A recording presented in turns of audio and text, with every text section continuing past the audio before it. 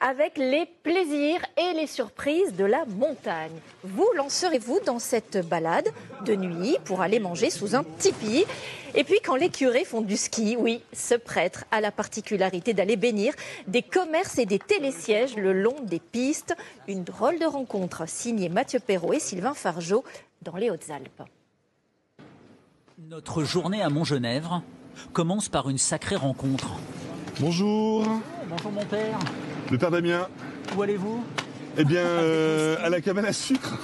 Donc j'ai emmené tout mon matériel de bénédiction, entre autres mon fameux goupillon portatif en dévissant ici, qui permet d'avoir de l'eau bénite et surtout de ne pas se promener avec le seau, c'est un peu encombrant. Et donc voilà, c'est parti des outils de la mission. Le père Damien a une bénédiction au programme sur le domaine skiable. Juste le temps de s'équiper comme il faut. Élément de sécurité indispensable pour skier en toute sécurité, protection divine ou pas. Car le père Damien, curé de la vallée de Briançon, n'est pas du genre à traîner sur les pistes. À peine ralenti par sa soutane, pas question d'arriver en retard. Il est régulièrement appelé pour bénir les nouveaux télésièges ou les motoneiges. Mais cette fois, bonjour.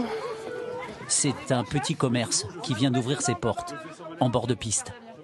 Et la bénédiction, c'est vouloir du bien pour la cabane à sucre, c'est vouloir du bien pour nous tous ici rassemblés.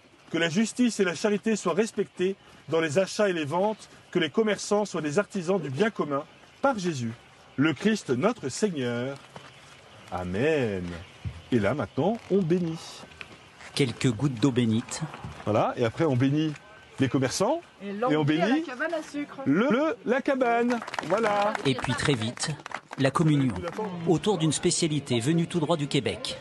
Au Canada, c'est ça, il faut avec le sirop d'érable. Nous, on l'a fait version montagnard, French touch avec du miel. Nous dégustons donc une sucette au miel des Hautes-Alpes. Tu nous fais une belle boule, une sucette de compète, père Damien.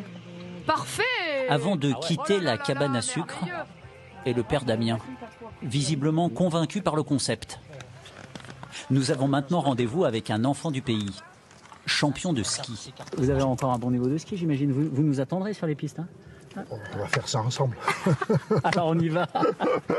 Louis Geoffrey faisait partie de la génération dorée des années 60, avec Jean-Claude Killy et Léo Lacroix notamment. C'est lui qui, à 82 ans, sera notre guide sur le domaine skiable de la Voie lactée. On est où, Louis? Là, on est au sommet du Rocher de l'Aigle. Ouais. On va basculer sur l'Italie puisqu'on est sur la frontière, là. Exactement sur la frontière, ici où on est. Là. Direction Clavière, avec les yeux grands ouverts. Car le spectacle ici est tout autour des pistes, comme ces formations rocheuses atypiques que Louis nous indique au détour d'un virage. C'est le fond de l'océan qui est là. Qui s'est retrouvé à combien de mètres là? On est à 2600, 2500. Donc ça c'est de la lave? La lave qui est sortie, avec l'air et le froid, c'est quoi? Ça a fait les rochers qu'on a là tout le long. On en a là, on en a sur le Chenaillet là-bas aussi. C'est ce qu'on appelle des polochons alors. Polochons, tout à fait. Mais pas question de s'endormir pour autant. Car notre guide est inarrêtable. Cela fait 80 ans qu'il skie là, mais il remonte tous les jours de l'hiver comme si c'était la première fois. Si j'ai pas ça, je crois que je peux pas vivre. Il me faut ça pour continuer à rester en forme, d'une part, et puis le paysage me plaît tellement en plus. Je rêve quand je suis là. Un paysage qui change d'une vallée à l'autre et qui nous permet d'arriver maintenant dans ce refuge italien, posé en bord de piste. Il boit un bon café, j'imagine. Oui, italien. Oui, café italien, c'est sûr.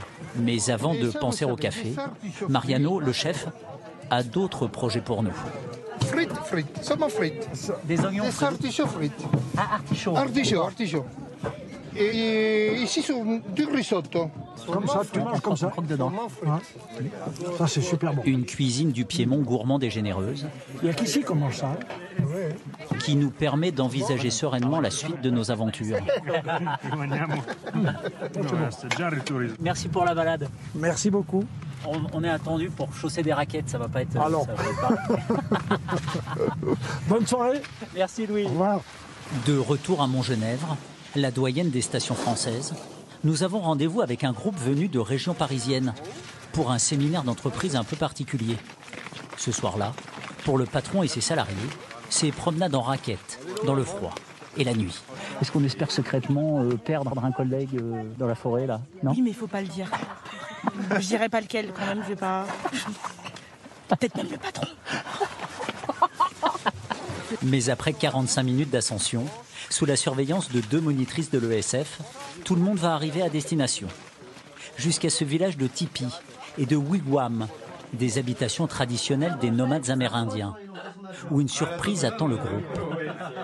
Une fondue bienvenue après l'effort. Un moment de convivialité apprécié. À la fin du repas, il n'était plus du tout question d'abandonner le patron.